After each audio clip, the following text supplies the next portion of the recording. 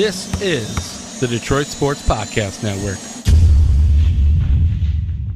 Today's episode of the Motor City Sports Rant is brought to you by Score, a new mobile app coming soon. Score is an interactive game that lets users win deals at bars and restaurants based on what's going on in live sporting events. Find new places to watch the game and save money on your bill at the same time by taking advantage of Score's unique interactive specials that give you an additional stake in the action. A Score special can be anything a location wants it to be, from 10% off an item if a team scores a touchdown to a free round of drinks if the quarterback throws for 400 yards. Any stat can be turned into a game. Pick the deals you want to win, watch the games you want to watch, and score deals in real time. The app will update when your teams or players record a relevant stat. When the conditions of your deals are met, coupons are sent to your device to show to your server or bartender. It's that easy. Score is coming to the App Store and Google Play very soon. For more information, check them out on the web at score-app.io and follow them on Twitter and Instagram at ScoreDeals. Score. Watch games. Score deals. Detroit is the greatest! Straight up light you on fire for a Coney dog right now.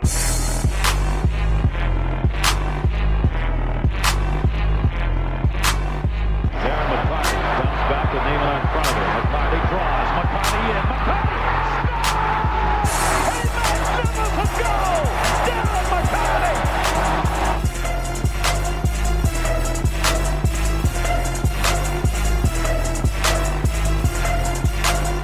Stafford takes, throws, end zone, Calvin, touchdown, Detroit Lions! What's up, everybody? Welcome to another episode of the Motor City Sports Rant on the Detroit Sports Podcast Network. As always, I am Jason Jarvie. Follow me on Twitter at Jarvie the King, where I have no fear in roasting the coach, Jesus in khakis, Jim Harbaugh. But my co-host here, he's apparently afraid of the Harbaugh. It's John, the Doc Macaroon. What's up, sir? Listen, I told everybody that follows us via our Twitter platform at Detroit Podcast that I would have to scold you today. I didn't want to have to do it, and I'm not. Because of the fact you went out and went rogue on me, one of the rare times that you went out there and started blasting Michigan via your social media platform on Twitter at Jarvie the King. And when you did it, I thought it was funny. Obviously, we're referencing the Michigan game versus Wisconsin. I guess Fox, panned over and they caught a glimpse of Jim Harbaugh's son crying after Wisconsin scored a touchdown. And you right away, took a picture and you sent it. At the time, I didn't know it was Jim Harbaugh's son. Neither did I, and I still don't care. Right, and you forwarded it, and all of a sudden, after about 5 minutes, people started recognizing, oh, wait a minute, that's Jim Harbaugh's son. That's the coach's son. And we started getting a litany of messages going, hashtag delete that. Oh my gosh. Somebody take that down. That's Harbaugh's son. Delete that. They're not even elaborating. They're just like, that's Harbaugh's son. Delete it. You guys are silly punks. You guys are so wrong, so shameful. And so I have a chance now to address it with you.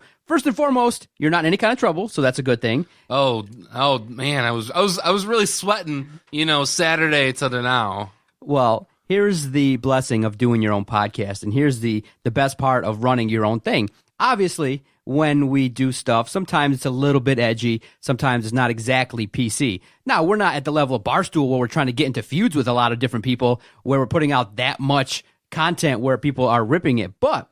Which apparently Barstool didn't have the guts to do that either. They said, I'm 99.9% sure that I think it's funny, but I'm pretty sure it's Jim Harbaugh's son, so I'd appreciate it if you all just, didn't post it or deleted it. And they essentially just opened themselves up on that Twitter post to see, oh, this one? So if you follow us, did I delete it? No.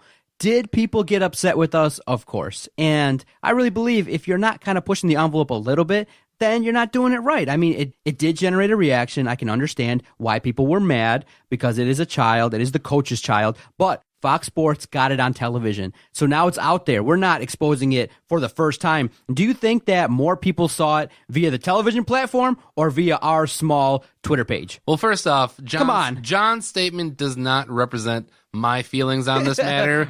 He's representing his entire, the DSP brand. Yeah. And I don't care. And he shouldn't care. And I'm pissed at him that he's so upset by Michigan fans that this, and I would say that it was on TV. If If they didn't want a crying kid on TV, then they shouldn't have showed it. And if they didn't want it to get roasted on the internet and on Twitter and everywhere else, they shouldn't have been there. Okay, I think it's quite evident that you have no problems with what you did. I do not as well. I'm just saying that we can acknowledge it was edgy. It was something that... It wasn't edgy. It was funny. Look at how many of those crying memes... Go to the New York Knicks when they drafted Kristaps Porzingis.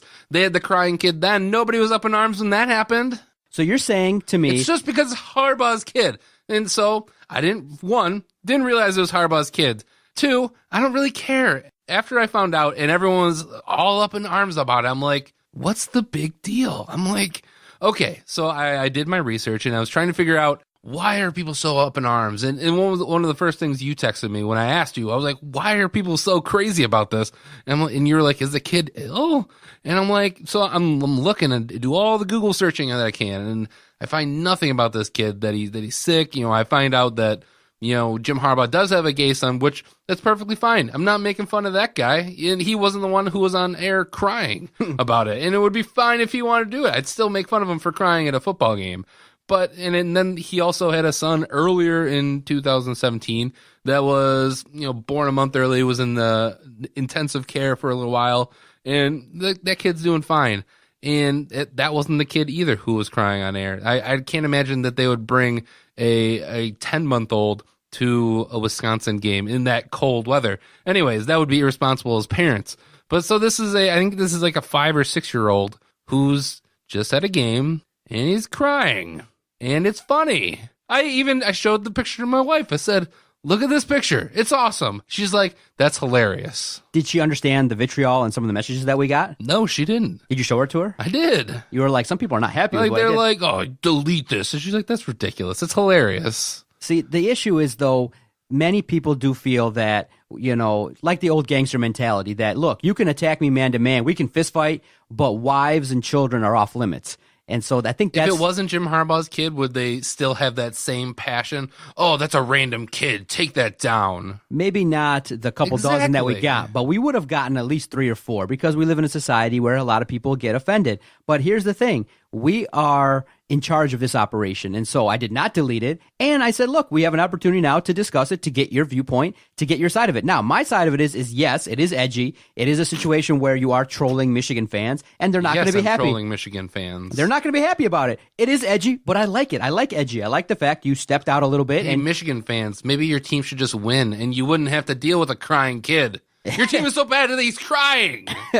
I do maybe understand. He knows Look, something. Maybe he's like, oh no, my team's losing and my daddy's not going to have a job in January. But even still, he has $9 million over the past 3 years. He's going to be more well off than I'm ever going to be. So you don't suck it up. You don't ascribe to the notion that kids are off limits? You don't believe in that?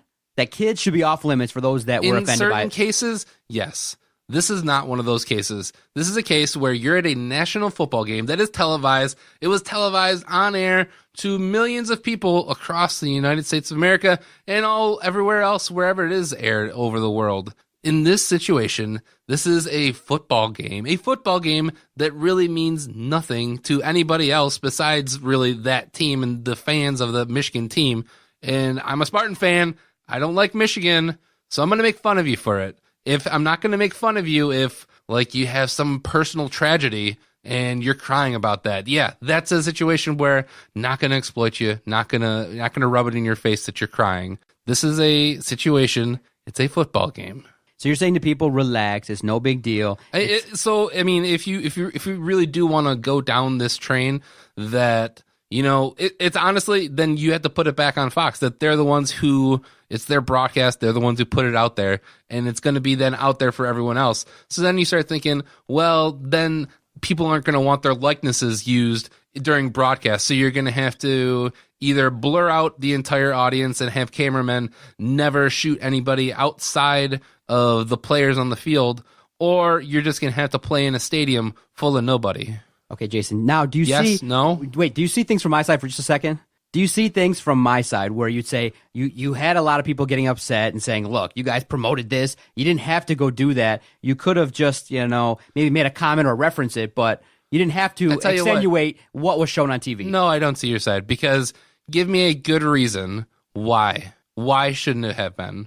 Well, You can't give me a good reason. There's no good reason. There's no tragedy. It's a football game. Give me a good reason.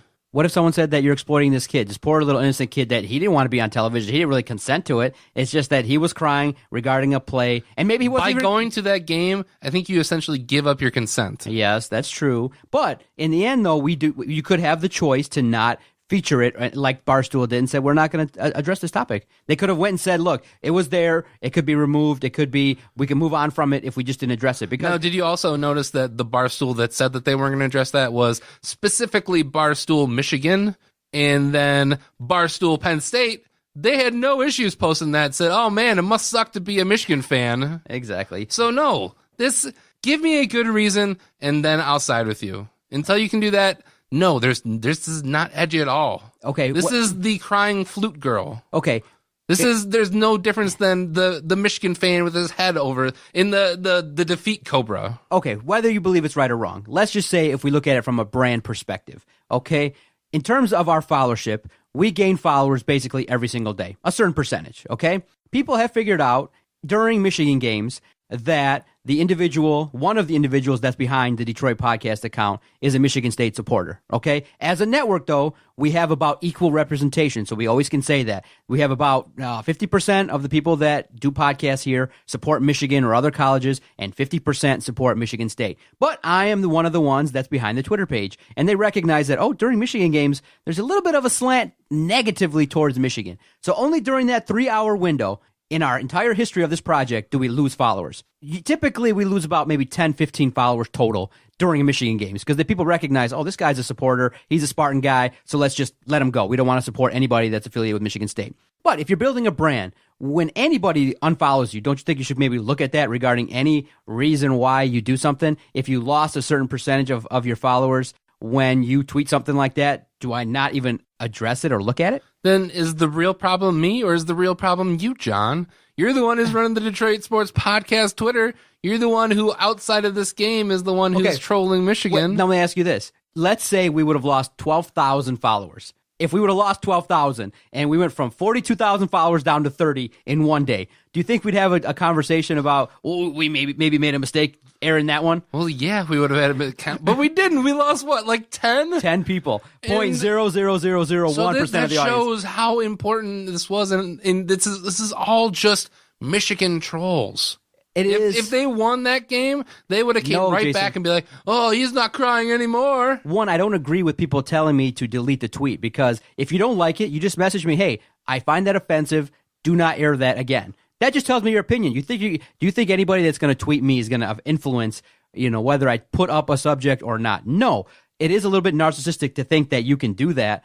But I understand those that were offended, those that would say, look, kids are off limits. I understand that point of it. You're just doubling down and saying, look, I aired it, so it was a good decision. And for those that don't like it, be damned, you're wrong. Now, I have to take a little bit more of a diplomatic approach. You don't have to. And the blessing of this project is I don't have to address it with you outside of having a conversation. I don't have to say, look, don't do this, don't do that. We have a full platform to support you. And I think you should thank me for supporting you and not making this a bigger issue than our discussion. Exactly like effing Donald Trump now. You should thank me for getting your son out of China. He could rot in jail. No, I'm not thankful for anything, John. You're not thankful for nothing. You're just, really willing to just, go forward and just say, be damned with anybody's opinion. Be damned with anybody that may look at this and say that this is not appropriate. You just say, be damned with everybody. You want to count the number of times that I've posted anything controversial on my Twitter? This is the first time. Exactly, one time. So that's okay, Jason. You're allowed to post that, and we're allowed to discuss whether or not it's appropriate or not. And you aired it. We discussed it. We joke about it. But in terms of going further with it, we're not going to keep redoing it because it does cause a little bit of a stir. One time and done. I'm pretty sure I'm going to post that at some time again. Are you really? As I'm going to probably post it next week. If Michigan gets blown out by Ohio State, that's going up there again. You might have earned yourself a poll because we will address it maybe this Friday and say, should Jason... I'd love to hear it. I'd love to... What do you think? I want to hear what the Michigan guys' take on this thing is. Okay. Now, speaking of Michigan football, let's get back to the meat of the topic here on this podcast. A lot of Michigan fans are upset, highly upset, regarding Michigan and where they're at right now with Jim Harbaugh and the program. and people are really flooding our page, other pages.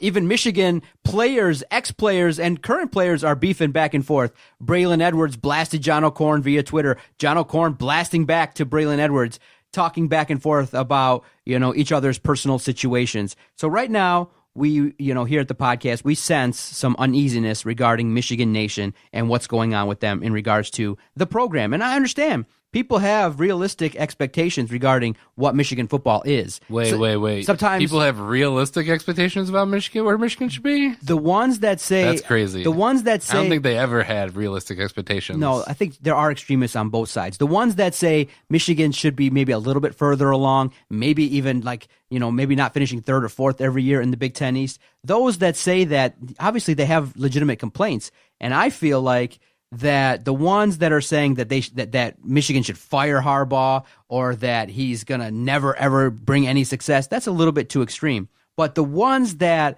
come and start saying that, we should expect in year 4 and year 5 that Michigan should come out and start winning championships, I find to be a little bit extreme. And I just look at it, and when we look at Michigan football, I think patience is probably going to be needed. And there may be a scenario in which Jim Harbaugh doesn't win anything in year 4 and year 5. It might take 6 or 7 years. The prevailing attitude of those people is that, and we discussed it before we started recording, is that Jim Harbaugh inherited a 10-year mess.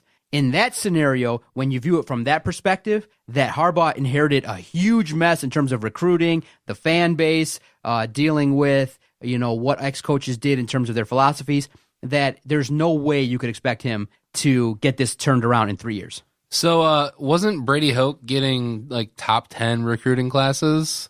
Most people felt with Brady Hoke, don't you think, that he got good players, but then coached them up. He coached them down instead of coached them up. All right, and then as soon as Jim Harbaugh, got in, they said, "Oh, he's doing wonderful things with Brady Hoke's guys." He didn't inherit a mess. He still came in and he had good players, and then he started getting good players in recruiting. But wouldn't you say that when you saw some of the players that were being recruited by Brady Hoke, they were of smaller size and stature, they were going to a little bit different philosophy, and teams like Michigan State that were massive on both sides of the ball, offensive line, defensive line, when they stood next to each other, Michigan State looked like behemoths and Michigan looked like more athletic players, but they looked a lot smaller in stature. So many people were upset by that change in philosophy. But Michigan's defense has been what's intrigued people these last couple of years with Harbaugh. It hasn't been on the offensive side of the ball. It's been on the defensive side. I mean, last year, they had a very good defense. They had a ton of players who went to the NFL who are playing right now.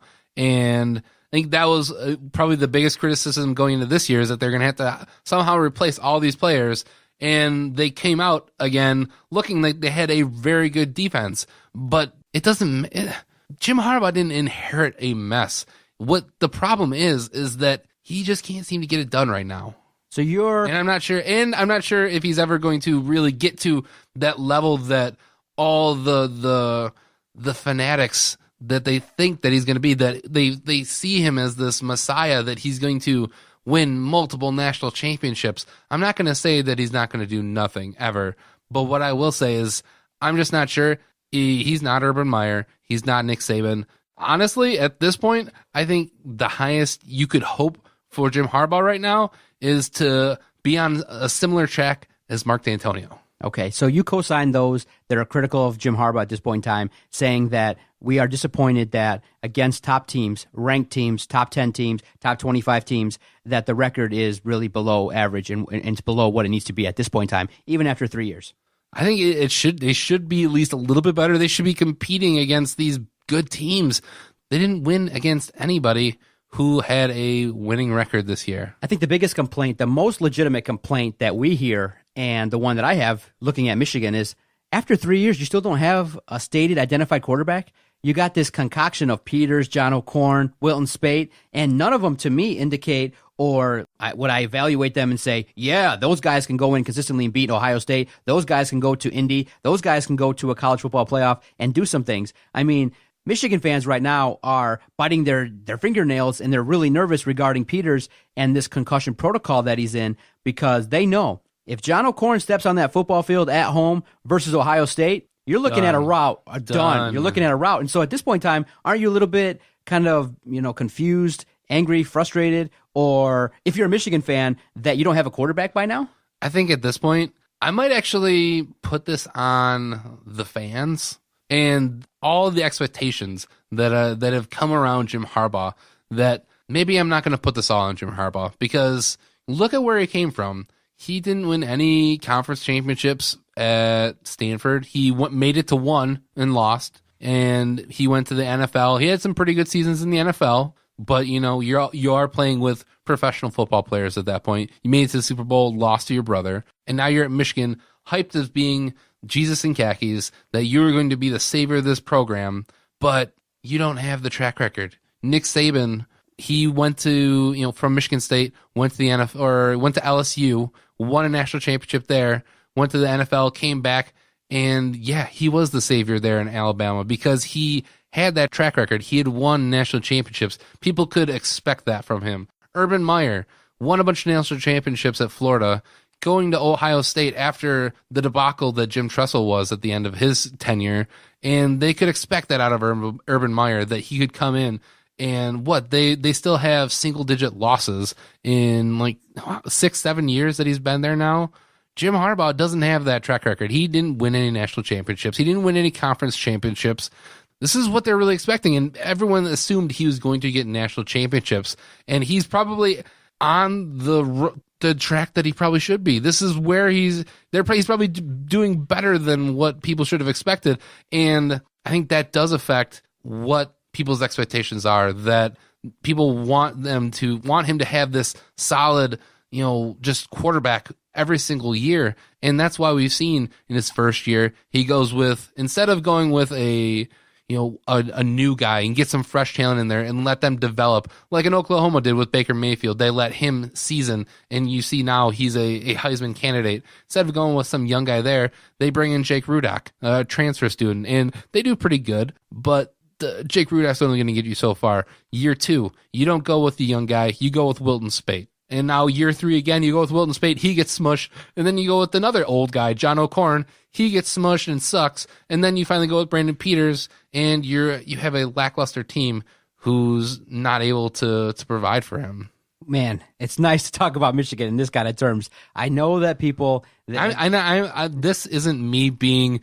And this isn't me ragging on Michigan fan. This is me telling me how I see it. Michigan Nation is split. There are those that say patience, it's okay, and those that say, look, we have expectations. This is Michigan. We want to get to 1 and 2 losses, period. That each and every year going 10-3, 9-2, 9-10 wins every year is not good enough. And so others will say, look, Brady Hoke was losing to teams like Minnesota, was losing to Rutgers, was losing to opponents that they had no business losing to, and Jim Harbaugh, at least step 1 is defeating the crumb bums. Now the next step in his evolution is going to need to be against ranked teams, against the better competition. You got to show up, and you can't keep getting destroyed by Ohio State. You can't keep losing to Michigan State. But when you look at expectations, then to say that in year 4 that you have to expect him to win the Big Ten, I think is very far-fetched. I don't think that Michigan in year 4 and year 5 is going to sniff the Big Ten. And it's not in relation to what Harbaugh can do. It's just really hard to do. I mean, you got Penn State,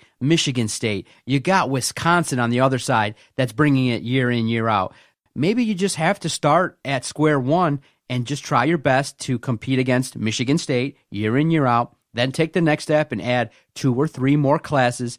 Find that quarterback that you think in the next 4 years could do the job. And I really think if you're a Michigan fan, I think if you lower your expectations, you're not going to be as angry. Just, I don't see Michigan firing Harbaugh. He's winning 9 and 10 games every year.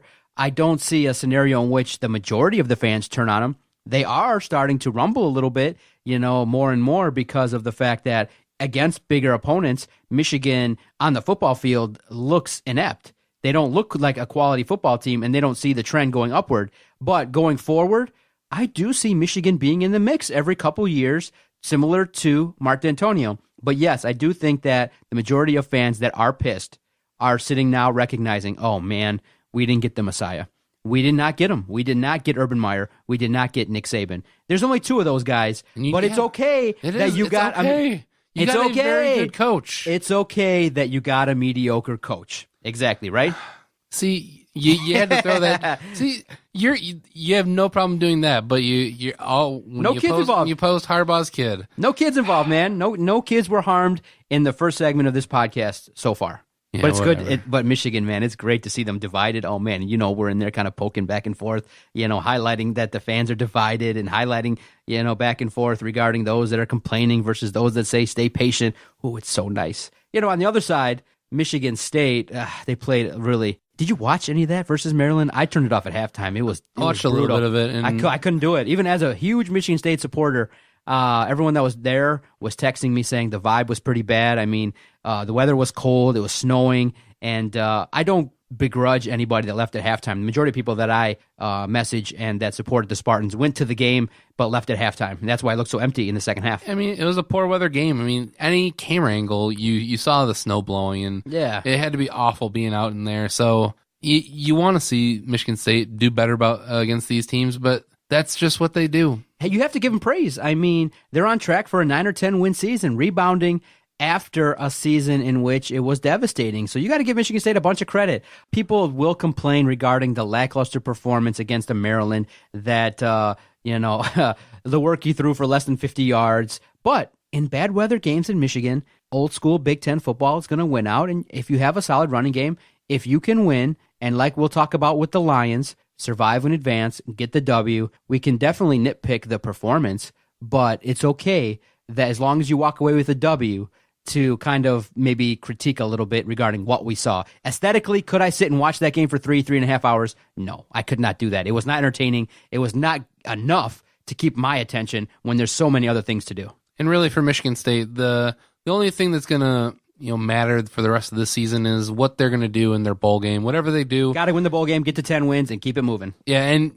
if you don't win, you can't go out and just blow it. You can't have another Ohio State game. After that game, you have to, in your next big game, which will be your bowl game, you have to come up, you have to show up, and you have to give us something to hope for next year. Do you see, the trend being upward? Because when you just compare Michigan to Michigan State, and I know people will say, oh, why do you always got to bring up Michigan's name when you're a Michigan State supporter? Well, Michigan State has realized that one of the realistic measuring sticks in college football is Michigan. We acknowledge that, and that's why it's been so fun to defeat Michigan so many times in the last 10 years. We acknowledge it, that Michigan is a national brand. People talk about them, and so when Michigan State can defeat a team like Michigan, it's always a quality victory, and Michigan State also has to set its sights on, being able to defeat Ohio State, Penn State, more consistently in order to reach their goals. So it's okay. This is a rivalry. We embrace the rivalry. We embrace the hate. We embrace back and forth. So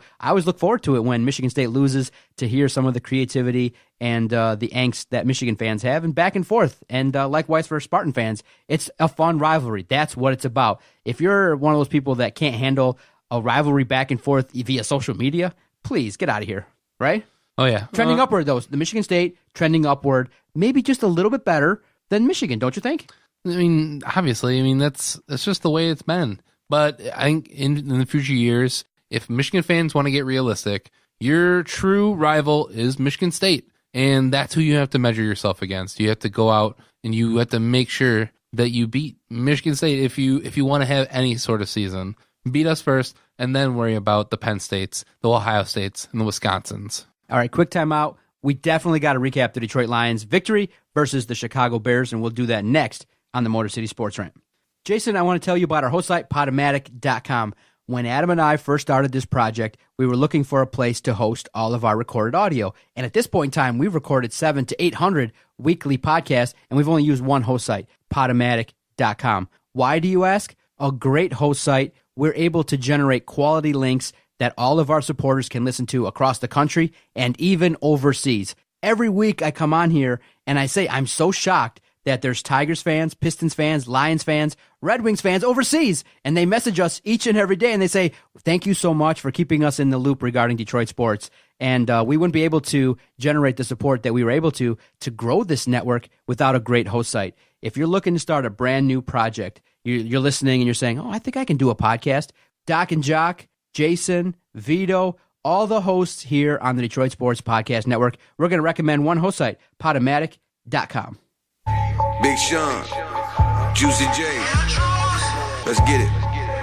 Every time I go out, you know I got to show out. Every time I go out, you know I bring the dough out. Every time they go out, you know they bring their hoe out. Every time I go out, you know I bring the flow out. Every time I go out, Motor City Sports Rant, Detroit Sports Podcast Network. John, the Doc Macaroon going hard. I like this song a lot. Every time I go out, you know I gotta show out. I love this theme. I love the song. Juicy J featuring Big Sean, Michigan guy, so had to play. What do you think? I like it as long as you're not saying it. Every time I go out, you know I gotta show out. You know I gotta show out, Jason. It's all good, brother. Man, were you able to watch the Lions and Bears on Sunday? I did. I watched a little bit of it, and it was a football game. It was okay. I mean, for a game in which we all expected the Lions to win, I mean, the line was 3. It ended up being a 3-point game. It was close. It does seem, though, that people in Detroit are kind of rating each performance that the Lions have a little bit maybe more strongly than even I would. I mean, they walked away with the victory. I mean, look, we were able to leave Soldier Field with the W, 6-4 at this point in time in the season. But I am aware, though, of why people are so critical of the Lions. And the honest answer is, people are nitpicking and they're evaluating how this team is progressing and does this team look like to them, whether or not they can win in the postseason. I fully believe that people in Detroit are tired of the regular season. They're tired of 11-5, 10-6. They don't really even care if the Lions do some things, against the Bears and beat these teams, because right now people have, I think, in their mind started to put their notion on the Lions is that, similar to Michigan, in that you can beat the crumb bums, you can beat the Bears, you can beat teams that don't make the playoffs. The Lions are getting better at that. Now, in years past, they weren't. But when you ask the question, does this team look like to you that they can go to a Seattle, that they can go and play the New Orleans Saints the way they're playing now and get the W? That's where the angst comes in, and that's where I'm concerned too, because a lot of the things that people wrote to us were very valid regarding what are their concerns regarding what they saw versus the Bears. Yeah, I mean, that's my biggest thing is I don't know what team is going to show up, offense or defense, because I think the defense, I mean, you saw it in this game that Chicago could move the ball against us, but then they were able to shut it down in the second half. And I think part of that is, they had a rookie quarterback on the Bears. So, I mean, once he got something in his head, it was, we were able to get to them. But I think the biggest thing has got to be the offense, that you just never know what's going to happen. Are they going to be creative? Are they just going to try and run the ball? And it's so frustrating because the talent is there, at least in the passing game, that Stafford, if he has enough time, he should be able to find somebody out there. And more than likely, they're going to catch it or, give their best effort.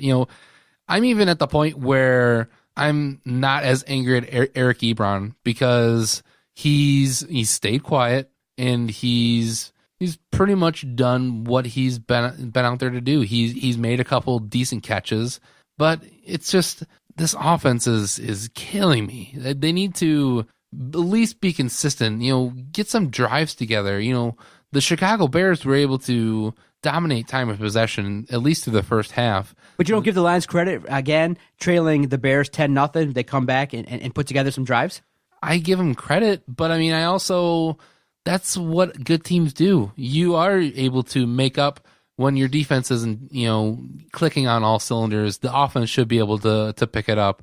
And when your offense isn't doing it, then your defense should be able to pick it up. And that's what they've been surviving on at this point, that when something isn't working, you get the production from somewhere else. And, we got another defensive return for touchdown yesterday, didn't we? Mm-hmm. So we're getting it from all aspects. We're getting scoring, and we're just finding ways to win. Yeah, the Bears had a legitimate chance to blow the game open. I mean, they were driving after the Lions responded. The Lions were in a good position defensively to pick up the ball and score a touchdown. And sometimes the luck factor plays a part in winning football. And completely lucky, because also I feel bad for the guy, Leonard Floyd, when his knee just went exploding by his guy running into his knee.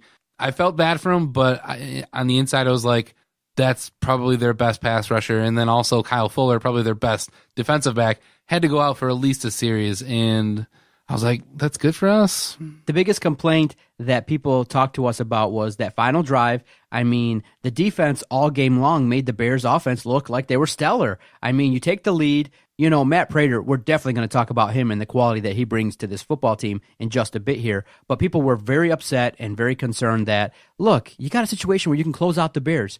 4th and 13. Trubisky's able to run for the first down. They just march down the field. And luckily for us that Connor Barth is atrocious and he didn't even get the ball on target. It looked like a good snap, looked like a decent attempt there, but he just shanked it all the way to the right. And luckily for us, it was exciting in that there was no chance that kick was going through the uprights. We have the better kicker than they do. We got the better quarterback than they do. But people were highly agitated that the Lions defense couldn't close on the Chicago Bears.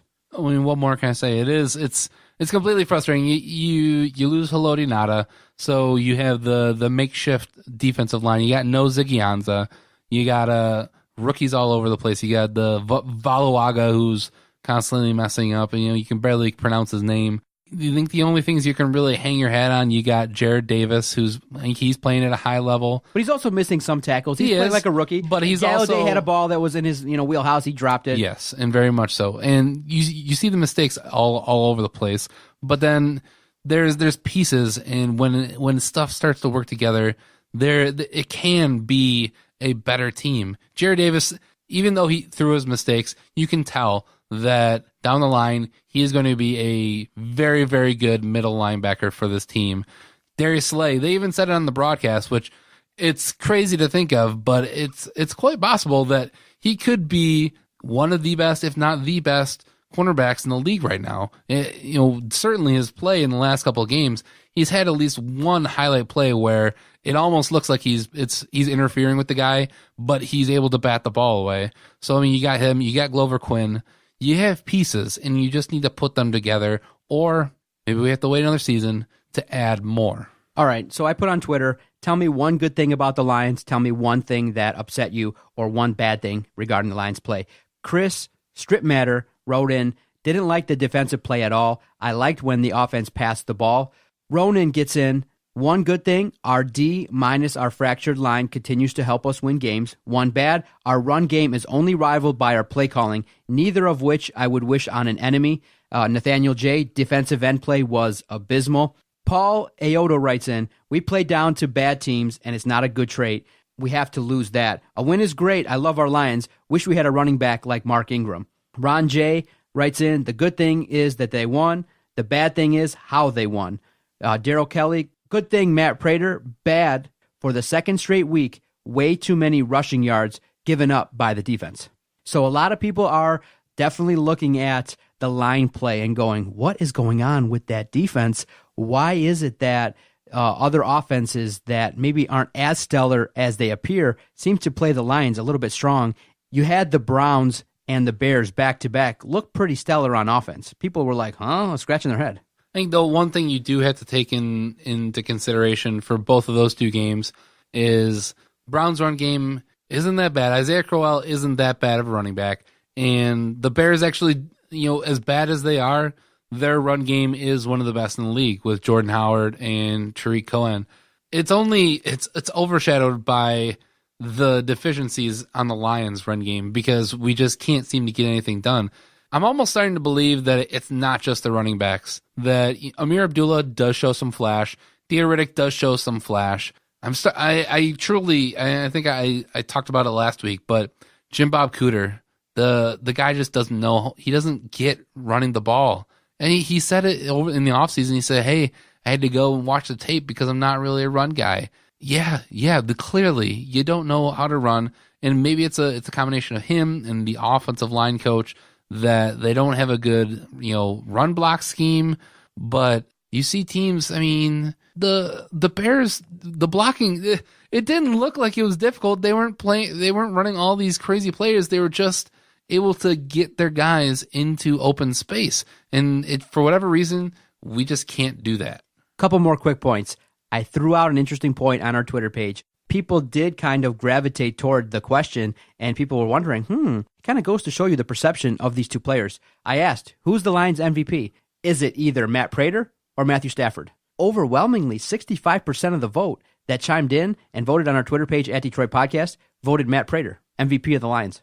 Isn't that fascinating? The dude is balling out, and sometimes when you play close games, you have to look at special teams, and you have to look at the kicking situation. And after Hansen retired, they went through a plethora of kickers, maybe 2 or 3, that just really weren't up to par. They went out, they made the deal for Prater, and ever since then, dude is almost automatic.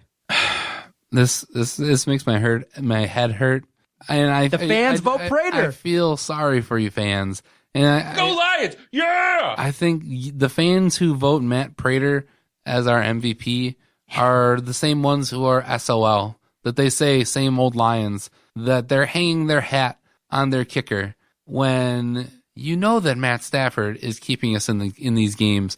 Matt Prater isn't going out there and... It is Prater, damn it. He's not orchestrating the offense. He isn't driving them down the field. He's scoring the points. Yeah, but he's called upon in situations. Who put Matt Prater in that situation? Stafford, because he can't get the first down in the red zone. I tell you what, if Matt Prater came out and he was kicking like 90-yard field goals because we couldn't get anything, and then I'd say, yes, Matt Prater is our MVP, and all of our points come from field goals. But it's idiotic. And I know we hype it up for fun, but people will not respect Stafford fully. Listen, he has his fans, and it's polarizing. It's 50-50. People support him or they don't. I really believe that the weight will be lifted off his shoulders when he wins a playoff game. If and when he's able to defeat another team that's quality, obviously being a team that's in the postseason, then people will start to really acknowledge and not make, snide comments like me when there's so many puff pieces in Sports Illustrated, ESPN, everyone's saying, oh, this guy's got the biggest arm and he's, reached this milestone at this age and da-da-da-da. Really, nobody cares. Everybody wants to see that at the end of a 60-minute football game in the postseason, the Lions have scored more points than the opponent. That's all we want. Once that takes place, Stafford could get to the level of a Steve Yzerman even without a championship. There are that many fans that make excuses for the guy that if he just wins a playoff game, he'll be on the Mount Rushmore Detroit sports. I mean, he already is for me. No, come on, Jason. You have to ask, when are we going to get a playoff win? Come on, now that's why why do you think people are voting 65% overwhelmingly that Prater's the MVP? They don't want to give Stafford credit because they're waiting for the results when the time comes and it's the postseason. That's what it is. It's okay. And then actually, let's just slow it down and talk about the biggest game upcoming, like the Lions always want to do. The biggest game that's upcoming is the next one. Lions, Vikings, Thanksgiving. Do they get the win? For no other reason other than I think that they're going to. Yes, they get the win. I'll be damned because Case Keenum, since the Lions were able to defeat the Vikings, has just been on fire. For whatever reason, a guy that's been a journeyman. Look, whether it be it's his right time, Case Keenum, a journeyman quarterback, last season played with the Rams, didn't look that good. Now he comes into a system where it seems like it fits him perfectly. He's in an offense that suits him. He's able to produce. I'll be damned if on Thanksgiving he comes in and destroys the Lions offense and destroys the season, because if you don't win that game, it's going to be tough to host a playoff game. Biggest game of the year. The Lions do show up, but I will take the skeptical approach. They will play well, but I do think the Vikings will do just enough to win the game 31-27. 31-27 Vikings. I will, flip it for me. I'll go 31-27 Leos. I hope I'm wrong, but the Vikings are playing well. You will be. And I think it's going to be a quality game. There will be back and forth momentum swings. I do believe that the defense will make plays. They might be able to force some turnovers. It will be a quality matchup, but just in the end, I think that Minnesota will just pull it out with their ability on offense to move the football and maybe fend off the Lions at the end. You play with fire too many times and letting opponents, do some things with you on offense, and your defense doesn't step it up at the exact right moments. When you play with fire, you get burned. So I think this matchup might be a little bit tougher for the Lions. But I'd be happy and thrilled to be wrong. Well, I think this matchup is going to be tougher for the Vikings as well. It's going to be tough. Even though Ford Field's going to be rocking. I feel like there's a lot of sham teams out there in the NFL this year. Mm-hmm. You think the Vikings won? Two of them, Vikings and the Rams. I think both of those teams have been overinflated. I think they're heading for downswings. I don't think Jared Goff is as good as he's been. And Case Keenum is nowhere near as good as he's playing. They have guys like Adam Thielen who are playing good for them. Yeah. We're going to be able to Case do some Keenum, things. you should be able to do some things. If the Lions' defensive line can get some pressure, force Case Keenum to throw the ball earlier than he wants, and the Lions' running game maybe can get off their schneid a little bit more, players like Amir Abdullah, Theo Riddick, you got to take the bull by the horns. Take control of this football team. Others have contributed. Now it's time for you to, be the MVP players of this contest. Take over that football game and hit the holes, make some key plays, and maybe help the Lions get out to a 17-0 lead early in the game instead of playing from behind. It's your turn. Everyone else has stepped up a little bit. These two players, I hope they put this team on their shoulders and run the hell out of the football this Thursday, Thanksgiving. One can hope, right? Lions show up on Thursday, Turkey Day. Happy Thanksgiving, everybody. Everybody here at the Detroit Sports Podcast, Motor City Sports Rant, always enjoy bantering back and forth, screaming, yelling, debating the topics at hand, and it's always fun. We're thankful for that. And I'm definitely thankful for you coming in here each and every week when it suits your schedule. I know. I'm very thankful, and I'm thankful that I'm able to make fun of kids crying on national television. You have a free platform here at the DSP Network. Well, for John, I'm Jason. That's another episode of the Motor City Sports Rant. Happy holidays, everybody.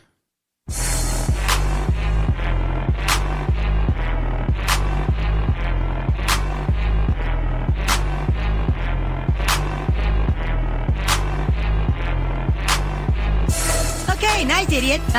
You. Bye-bye.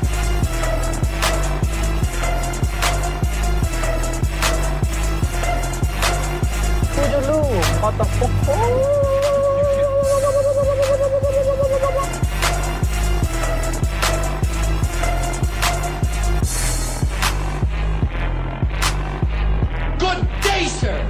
I said good day.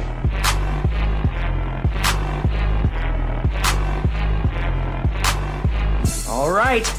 Take care now. Bye-bye then. Loser.